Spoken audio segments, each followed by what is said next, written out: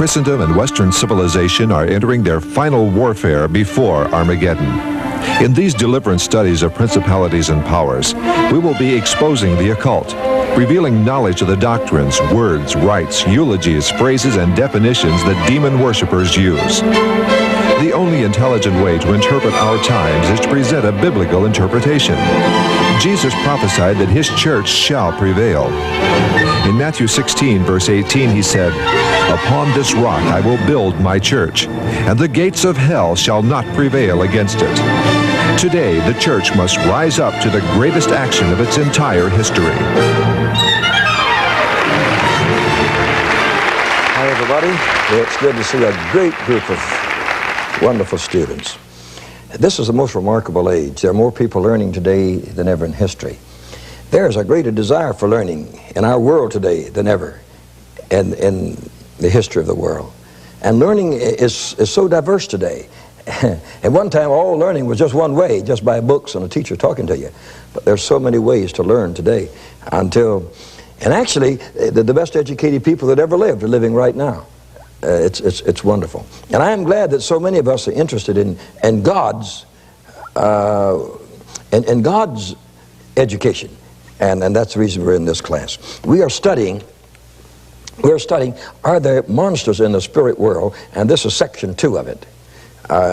We took you down through quite a bit of it, but I wanted to bring you, into a person, a reputable person who knows about the subject. Are there monsters in the spirit world? Now some people think, I'm going crazy. I saw a monster. You see, I didn't see it with my natural eye, but I did see it. No, you're not going crazy. There are two worlds. There's the world that's natural, that can be seen with the natural eye, and there's the world of the spiritual that you do not see with the natural eye, but it's just as real. It is a world of spirit. And many people don't want to admit the world of spirit or accept it, but that makes no difference at all. It's there, it's real, and I have discovered it, and so I know for sure that it's real. Now, in this lesson, I wish to bring you the story of a Brazilian witch doctor who explains the spirit world to us. His name is Arlindo Oliveira. He is a prominent witch doctor, or he was one. He's now a minister of the gospel. He lives in Brazil. And when I took him personally across this land, I went to Brazil and got him. And I brought him personally across America.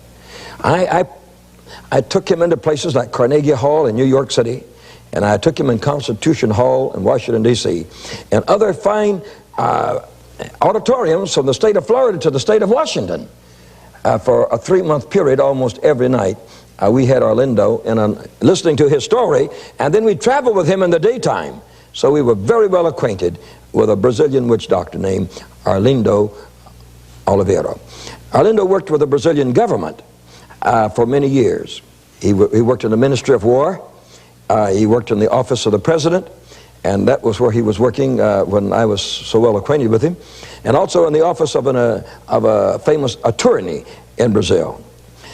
And I had him to take me through the government offices.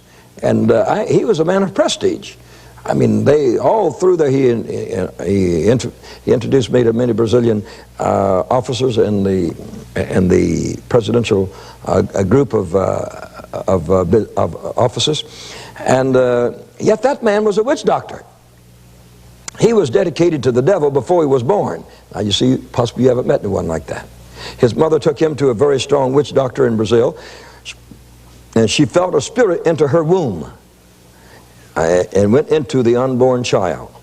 And she said that she heard the demons say as they entered, "This is my son, this is my son." Now they had taken him. I've learned since through the studying reincarnation that this happens all the time in India, and that they decide before the child is born which of the reincarnated spirits will go and live in the child if they want to live in that family. And so this isn't an unusual situation in the world of where they worship devils and worship spirits in pagan lands. When Arlindo was 3 years of age, demons that were dwelling within him caused him to have strong seizures, throwing him on the ground and throwing him here and throwing him there. but he was quite normal otherwise. They caused him to be an unruly person. He made so much trouble for his own parents that he believes that even when he was 3 years old, his family hated him. At this time, a spirit came into him and said, "I am Dr. Rubenstein." And being, a 3-year-old, he would tell it. He'd say, well, they could hear this voice of Dr. Rubenstein speaking out of the little boy's mouth, and it was a man's voice coming out of a 3-year-old's mouth. And this Dr. Rubenstein announced that he was a German physician, now deceased, of course, and was manifesting himself in this child. Now, this spirit, when Arlindo was only 3 years of age, would consult with people about their illnesses and would write prescriptions in Latin with Arlindo's hand doing the writing. And the sick people would take these prescriptions to the local drugstore, and they were filled by the pharmacist. And at this time, Arlindo could not write a word in Portuguese or Latin. He was only 3 years old. Arlindo said that at 3 years of age, only a few spirits manifested themselves in him. But he said later, when he became a full-fledged witch doctor, that he knew of at least 300 different spirits, that he knew their names, and at one time or another they had manifested themselves through him. Had manifested. When you say manifested, that means they had dwelt in him and manifested and did something through him and said, "I am so-and-so doing this." Arlindo became such a problem that he was removed from his parents' home when he was only 3 years old. They could not stand him. And so the parents consulted an old African witch doctor what to do. And the old witch doctor, who had come from Africa to live in Brazil, said the child must be taken to Africa for an apprenticeship with the resources and necessities such as herbs, roots, and so forth for witchcraft were available, and teach him witchcraft. The witch doctor promised that he would even pay the money and support the child until he was tutored properly. And he said that the powers of this little Arlindo were already greater than his, and he had already been a witch doctor for 60 years. And he said the boy had the greater amount of devils in him. The parents refused to permit the Brazilian witch doctor to take the little child to Africa, but they were still afraid of this child. And so they said, "Listen, we will put him in the home of an aunt." And he remembers his aunt is a very fat woman, overly fat, and was a spiritist with many demons in her. And the parents says, "Well, these two will get along all right." Arlindo remembers that the African witch doctor, who was 84 years at that time, had 3 tribal marks on his face from Africa. And the witch doctor used the Ifa, that's E-P-H-A-H, which is a seashell. And through the seashell, the spirits talked to him. He also wore a lion skin all the time. And he said he was getting his message from the spirit world through the Ifa and also through the lion skin that he wore. He said his strength came from the skin of the lion. Now, when we look into this man, Arlindo, I'd like to tell you a little about him, please. Now, I lived with him I met him on different occasions. I was going into Brazil preaching at that time, and I met him on several occasions, and then I brought him to this country. But Arlindo said to me, he said, "The devil spoiled my life."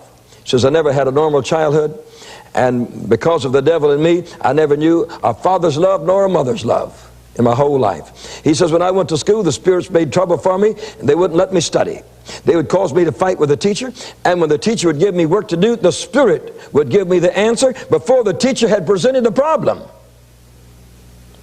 And he says this would make the teacher very angry, and the spirit in me would tell the teacher, says, "Well, I know more than you do." And it was Arlindo's mouth and the spirit doing the talking out of him. When he was 8 years old, his spirit manifested in him while he was in school, which argued with the teacher. And the spirit said, "You're a teacher, but I know more than you do."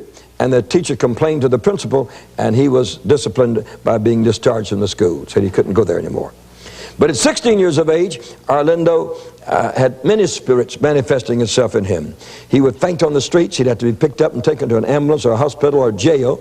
And at this time, he's living back with his parents again because he'd become a grown man. And one night a spirit manifested in him and stayed in him until 2 o'clock in the morning. And when he went home, his father said, "What kind of a child are you to come home this time of night?" Being only 16 years old. And rather than the boy speaking, the 16-year-old, a spirit a spirit spoke up out of him, said, "It's none of your business," and cursed him. This angered the father, and he spoke bitterly to the boy. And the spirit argued back. My father got a piece of wood to hit Arlindo, and the spirit said, "If you're a man, you can hit me with that." But my father's arm became frozen. He couldn't even hit his own son. Frozen while it was upraised, and could not bring his arm down to hit his son. And so the father said, "Who are you?" And the spirit within the boy said, "I am Summa Kis Summa Qua." Summa. And says, "I live long before." And he says that the father says, my father did not believe it was a spirit, and thought it was an enchantment of some kind. And he says, "Listen, I know all about you." He says, "I put an enchantment upon the woman you married to get her to marry you, and you couldn't have had her without me." He says, "I've been around you too."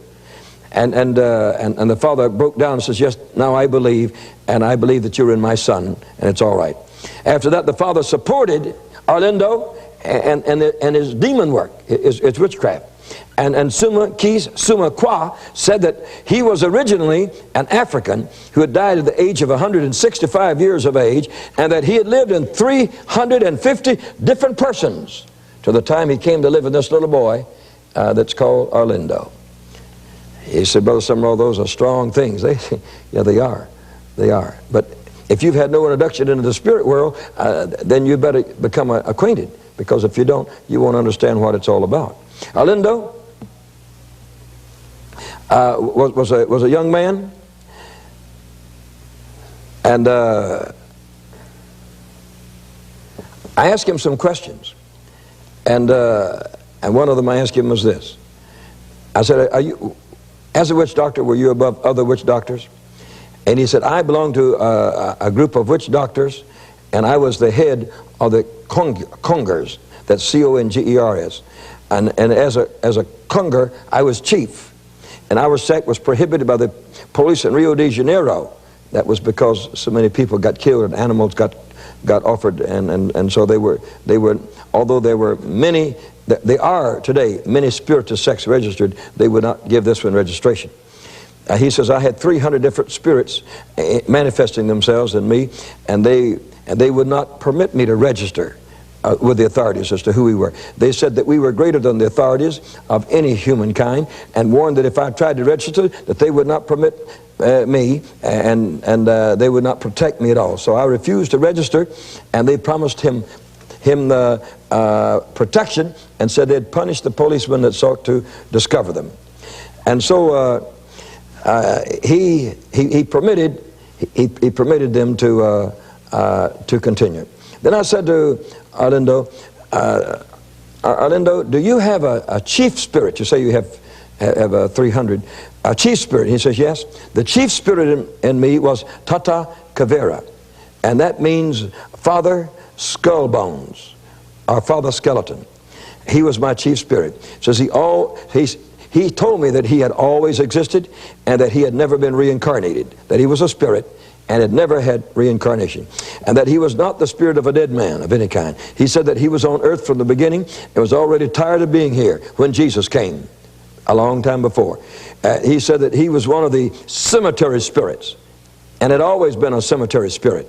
And he claimed to have had 7,771 spirits in his legion, that he was over them, that he was a captain over them, that he looked like a large, strong, fine-looking person, wore glasses, hair reddish, wore a business suit. But when he manifested to Arlindo, he looked like a skeleton, always. And he made Arlindo drink rum.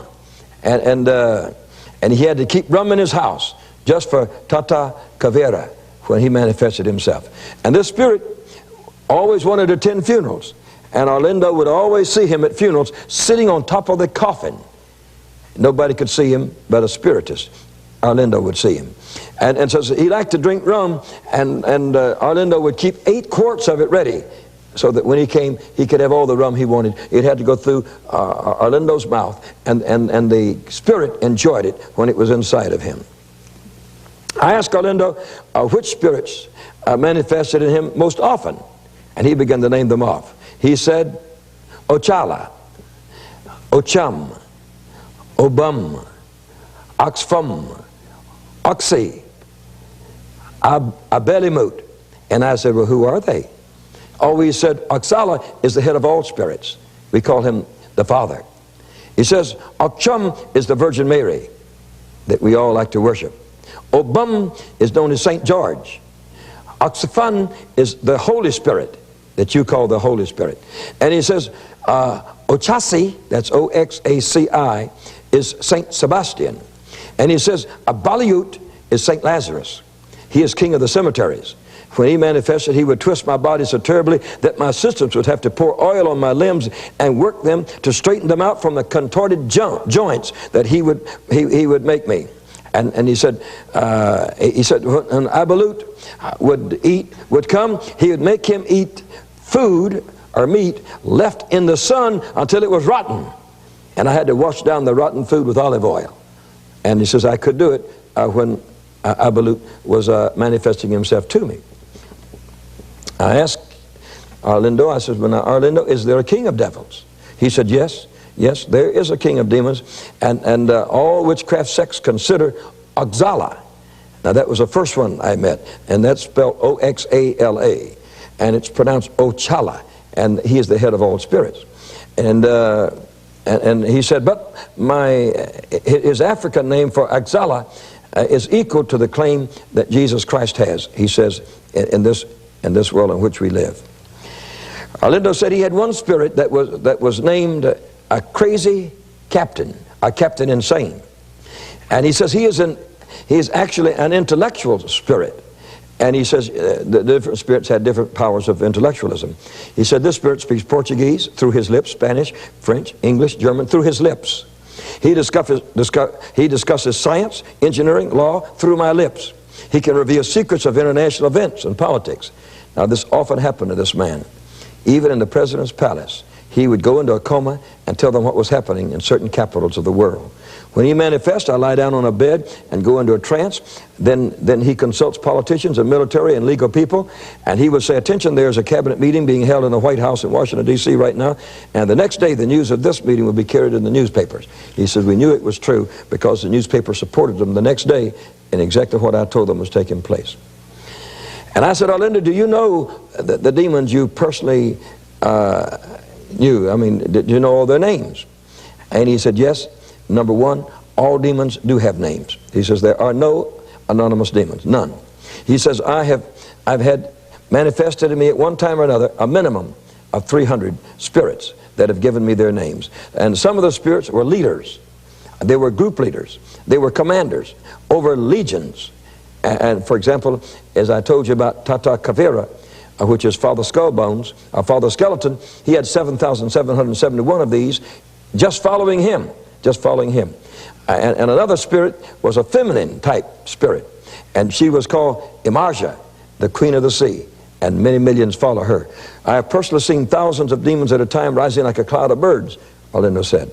And from what I have learned, there are millions of demons in the spirit world. Many claim to be dead spirits, dead saints, and the same as the images of the Roman Catholic Church. Almost every image in the Roman Catholic Church, they have a spirit that identifies with that. Perhaps I can tell you how many demons there are if you would tell me how many ants there are in all the ant hills of the world. There are literally millions and millions of them. There are clouds of evil spirits. This is a man that was for 40 years a witch doctor. He said, I had one demon in me that said he had 10,000 in his legion, that he was the captain of them. His name was Axto Boroka Jimbo. Most of these came out of Africa, you see. About a third of Brazil are black people from Africa, and they brought their religions over with them and continued to perform in these religions. I said, Arlindo, where did all these demons come from that possess the people in Brazil today? He says the demons claim to come from different places. Says one that was in me claimed to come from Canada and said he was an Indian spirit. And I had him within me. He says most of them that I knew came from Africa, so that was the place where most of them came from, because that's where more worship had come from. Some claimed they came from India, and one even claimed that he came from the moon. He says another told me that he had originated in the sun, but he says I found out that they were liars, and you couldn't tell where they were from whatsoever.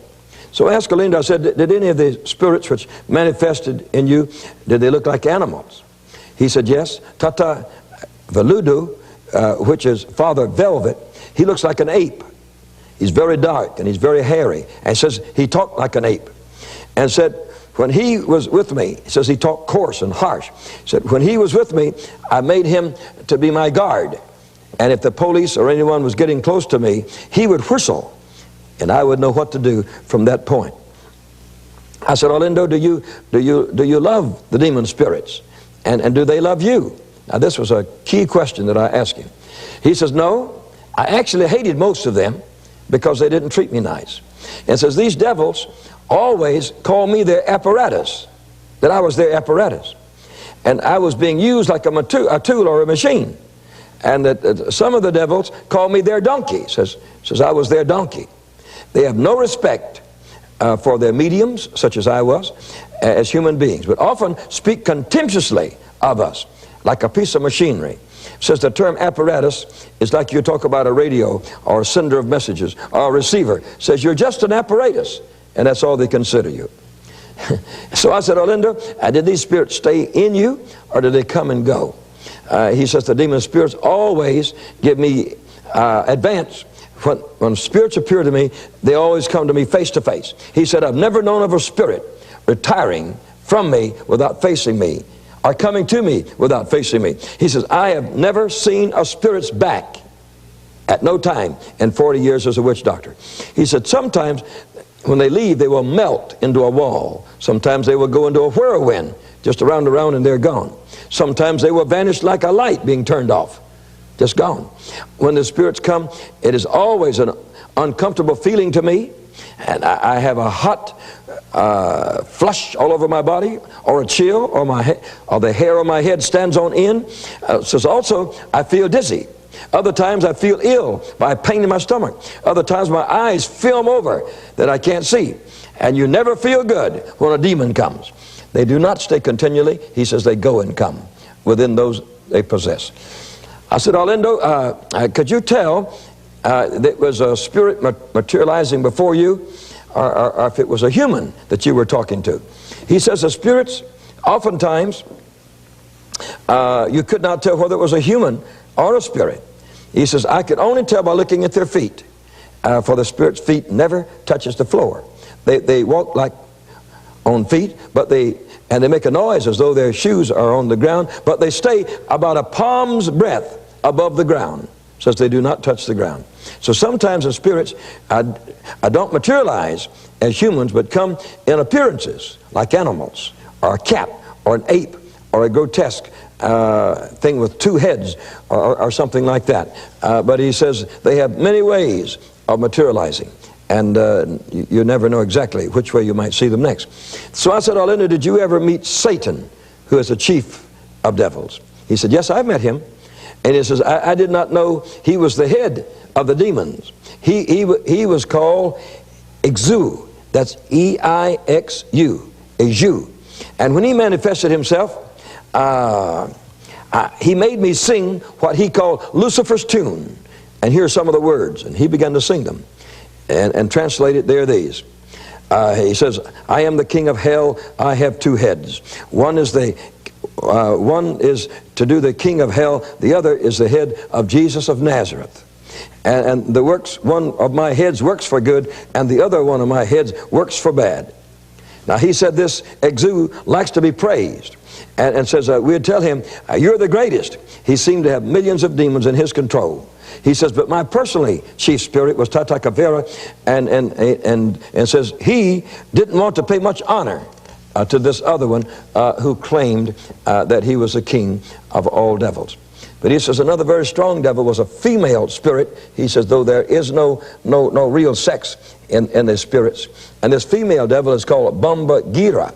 And when she appears, she's always by the side of this Exu, who is a top spirit. And she has 7 devils who are her husbands, besides the one that's the top spirit. And she is a protector of prostitutes, and she helps prostitutes get their business. I said, Arlinda, did these spirits ever hurt you personally? And I hardly want to go into that, because he said, yes, they made me collect my blood and would mix it with wine that they might drink it. And he said they would, to use enchantment, we had to use my blood. And says oftentimes I didn't feel much pain when the dagger cut me open, that they might use my blood, but the spirits would just rub chalk on the wound, and so that it would heal up. And said sometimes they hurt me. On one occasion I had a dagger all the way through my leg, and I had to pull it back out. But they told me through the calf of my leg, they said, you won't get sick or anything. And sure enough, it healed up abnormally quick. I says, Orlando, did the devils ever hurt your family? And this is one of the saddest stories that I can ever tell you.